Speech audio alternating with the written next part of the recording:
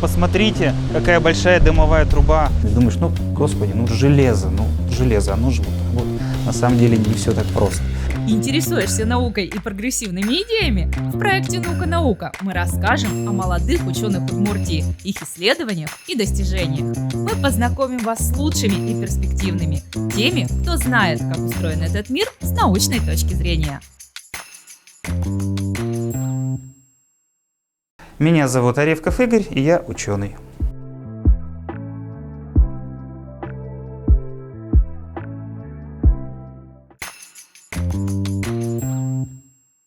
Изучаю на данный момент улучшение экономики энергетики именно с влиянием на регион, на валовый региональный продукт региона.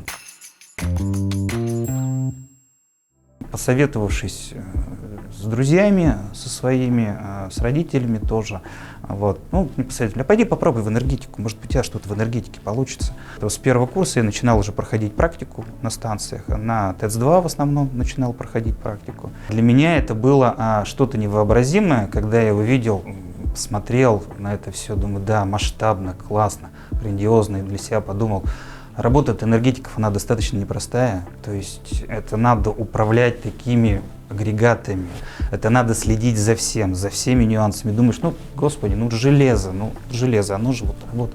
На самом деле не все так просто. Приходя на работу, непосредственно мы сначала анализируем и постоянно проводим аналитику режима работы оборудования, уточняем технологические параметры работы, разрабатываем определенные технические мероприятия совместно с коллегами, также участвуем в этом для повышения надежности работы оборудования, для того, чтобы жителям города Ижевска было комфортно и уютно в любое время года. Перед вами одно из величественных сооружений энергетики, называется Городирней. Все ее путают с дымовой трубой и говорят про то, что вот как энергетики загрязняют окружающую среду. Вы посмотрите, какая большая дымовая труба. Дым, выходящий из нее, заслоняет нам солнце, мешает нам спокойно жить. Но это не так. В ней охлаждается вода. Не устройство, которое загрязняет окружающую среду, а наоборот устройство, которое привносит пользу окружающей среде. Наука и профессиональная деятельность, они взаимосвязаны друг с другом. Для меня моя профессиональная деятельность связана с энергетикой, в которой я пришел со студенческой скамьи. Она непосредственно помогла мне понять всю цепочку производства тепловой и электрической энергии.